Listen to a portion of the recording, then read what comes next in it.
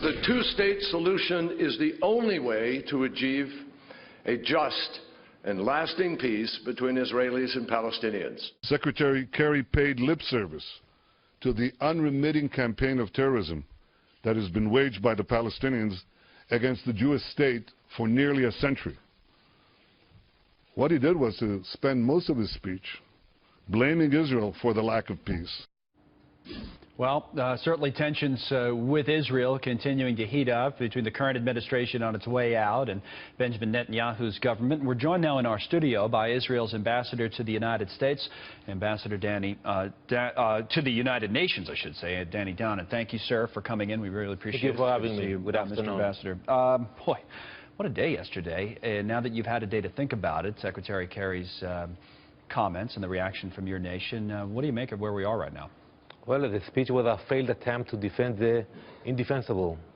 The resolution that passed last Friday was a bad resolution, a one-sided resolution, a shameful resolution, and you cannot correct it with a speech. You cannot justify it, and unfortunately, it will not support the peace process in the Middle East, because reading what the Palestinians are saying now, they are not happy with the speech as well. They say it's not enough. We cannot recognize Israel as a Jewish state. So I asked myself why. Why the U.S. changed its policy in the Security Council, not supporting Israel. We regret that, but we look forward to work with the new administration and to control the damages. To your point about timing and a new administration as we come to the end of 2016, by the 20th of January, I mean, this is all changing, as you know. So does anything that happened yesterday, other than giving us this to talk about, really matter? Absolutely, yes. Okay. Unfortunately, once the Security Council adopted the resolution, it's the official line of the UN, of the Security Council. And if you read the resolution, it's ridiculous, saying that the Jews have no connection to Jerusalem, to the old city of Jerusalem, that it's illegal, our presence in the old city of Jerusalem. It's an absurd. We are used to hear such accusations coming from other countries, from Venezuela, Yemen, the Palestinians. But when you see the U.S. and other democracies supporting such language, it's disappointing. In your conversations that either you're going to have or maybe have started to have with the new administration, I guess your counterpart will be Governor Nikki Haley taking over as ambassador, or higher up the chain to President-elect Trump, soon to be President Trump, what will you want to see? You want to see some defunding of United Nations initiatives? What's the goal from Israel's point of view?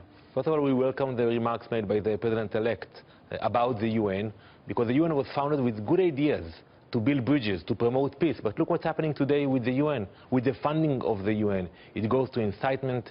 The bureaucracy there is focused on blaming Israel for everything. You can come to the UN, they blame Israel for climate change, and it passes. People vote about those ridiculous resolutions. We need to see a change at the UN. How? What types of changes can be put in place? You know, taking out the... Take, for example, you have different committees at the UN which get funding from the UN, and they are inciting, UN officials getting paid to incite against Israel. We have anti-Semitism at the UN. So we should have a clear message to the UN officials: promote peace, build bridges, stop with the hatred and incitement. So what's a initiative that could be put in place by this new administration late January or early February that Israel would say, okay, not only are they saying the right things, but now they're doing the right things? Well, the USA is the main sponsor of the UN. More than 22% of the budget of the UN comes from the taxpayers of the US citizens. So I think the US should demand to see where the money goes, what they are doing with the money, and to demand that if you have officials at the Secretariat of the UN who are anti-Semite, who focus all their time and efforts to bash Israel, we hope it will stop. And funding should be cut, coming from? Well, that's for the US to decide about it. Either they cut the funding or they demand that the money will go to the right places. There are a lot of things to do worldwide, but not to promote hatred and anti-Semitism. Overall, though, Mr. Ambassador, fair to say that you're optimistic about the future? Well, it's a Jewish holiday now of Hanukkah. We're always optimistic. Despite the ridiculous resolution, we prevailed, and I'm sure we will continue to flourish as a strong democracy in the Middle East. And this new administration, working with that new administration, makes you more optimistic? Or? Well, we're looking forward to work with the new administration. I have met President-elect Trump in the past, and we know that he's connected to Israel, and we look forward to work together.